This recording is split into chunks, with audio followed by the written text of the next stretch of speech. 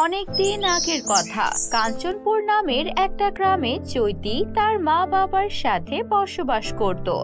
চৈতির বাবার নাম ছিল রমেশ আর মায়ের নাম ছিল সুমনা। ওদের পরিবারে সবাই অনেক সুখে ছিল, কিন্তু চৈতির বাবা আর মায়ের মনে একটাই দুঃখ ছিল, কারণ চৈতির মাথায় কোনো চুল ছিল না। এই জন্য গ্রামের সবাই চৈতিকে নিয়ে হাসাহাসি করত। চৈতিও সেই দুঃখে বাসা থেকে খুব বেশি বের হতে চাইতো না। সারাদিন নিজেকে ঘরে বন্দি করে রাখতো। দেখতে দেখতে অনেকগুলো বছর পার হয়ে যায়। চৈতির বিয়ের বয়স হয়ে আসে, আর তাই ছেলেপক্ষ চৈতিকে বিয়ের জন্য দেখতে আসে। কিন্তু চৈতি চাইছিল না মাথায় চুল না নিয়ে বিয়ের জন্য কারোর সামনে যেতে, কারণ ছেলেপক্ষ এমন চুল ছাড়া মেয়ে দেখলে কিছুতেই পছন্দ করবে না। মা, চৈতি চৈতি এখনো রেডি হলি না? ছেলেপক্ষ এলো বলে। মা, আমি তোমাকে কতবার বলেছি আমি এখন বিয়ে করব না। আমার মাথায় কোনো চুল নেই, আমাকে নিয়ে গ্রামবাসী কত হাসাহাসি করে, আর ছেলেপক্ষ এমন চুল ছাড়া মেয়েকে দেখলে ওরাও হাসাহাসি করবে, আমাকে অপমান করবে। আমার তখন আরো বেশি খারাপ লাগবে মা। আরে, এভাবে কি বিয়ে না করে জীবন কাটবে? শোন, আমি তোকে একটা সুন্দর ওড়না দিচ্ছি, সেই ওড়নাটা পরে ছেলেপক্ষের সামনে চলে আসবি, ওরাও তো খেয়াল করবে না। তারপর চৈতি তার মা সুমনার কথা মেনে নিয়ে মাথায় একটা ওড়না পেঁচিয়ে নেয়। এরপর ছেলেপক্ষ চলে আসে চৈতিকে দেখতে। ওই আপা, আপনার মেয়েকে ডাকুন। হ্যাঁ হ্যাঁ, ডাকছি। তার আগে আপনার একটু চা মিষ্টি পান করুন। আরে আপা, চা তো পান করা যাবে, আগে আপনার মেয়েকে দেখি। তখনই চৈতি সেখানে আসে। চৈতিকে দেখে ছেলেপক্ষ অনেকটা অবাক হয়, কারণ তারা দেখে চৈতি পুরো মাথা ওড়না দিয়ে ঢেকে এসেছে। আরে আপা, আমি তো ভেবেছিলাম আপনার মেয়ে পড়ালেখা করা অনেক মডার্ন মেয়ে হবে, কিন্তু আপনার মেয়ে তো দেখছি গ্রামের অশিক্ষিত মেয়েদের মতো পুরো মাথা জুড়ে কেমন ঘোমটা দিয়ে রেখেছে। এসব কি? আরে না না আপা, আপনারা ভুল করছেন, আমার মেয়ে যথেষ্ট শিক্ষিত আর মডার্ন। আসলে আপনাদের সামনে আসতে লজ্জা পাচ্ছিল, তাই মাথায় ওড়না দিয়েছে। তখনই চৈতি ওর মাথার ওড়না খুলে ফেলে আর ওর মাথার টাক বেরিয়ে পড়ে। তারপর চৈতি সব বলে দেয় তাদের। না না, আমার মা মিথ্যে বলছে, আসলে আমার মাথায় কোনো চুল নেই, তাই আমার মাথায় ওড়না পেঁচিয়ে এসেছি। তবে আমি আপনাদেরকে মিথ্যে বলতে চাই না। চৈতির সব সত্যি জানার পর ছেলেপক্ষ অনেক রেগে যায়, আর তারা চৈতির মা সুমনাকে অনেক অনেক কথা শুনিয়ে সেখান থেকে রেগে বেরিয়ে যায়। বিয়েটাও ভেঙে যায়। এভাবেই দিন কাটতে থাকে। একদিন চৈতি বাসা থেকে বেরিয়ে কিছু কেনার জন্য দোকানে যাচ্ছিল। তখনই সেই গ্রামের দুইটা মেয়ের সঙ্গে চৈতির দেখা হয়ে যায়, রিঙ্কি আর মিঙ্কি।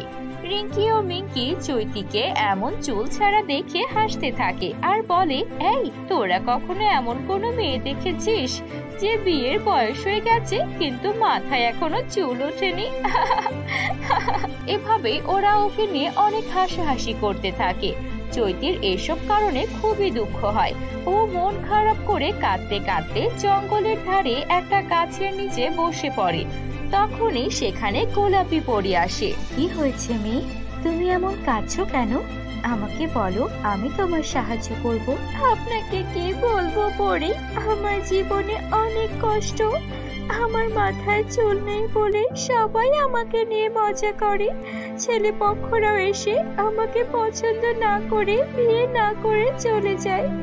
আমার এই জীবন আর রাখতে ইচ্ছে করে না।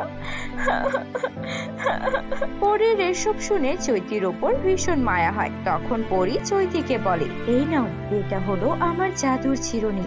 এই চিরুনি মাথায় লাগালে তোমার মাথা ভর্তি ঘন কালো সুন্দর চুল এসে যাবে। এটা তোমার কাছেই রাখো। এই বলে পরী সেখান থেকে চলে যায়। চৈতি সেই জাদুর চিরুনি নিয়ে খুশি মনে বাড়িতে আসে আর এসে মাথায় সেই চিরুনি দিয়ে চুল আঁচড়াতে থাকে। তখনই কিছুক্ষণের মধ্যেই চৈতির মাথা ভর্তি ঘন সুন্দর কালো চুল এসে যায়। এটা দেখে চৈতি ভীষণ খুশি হয়।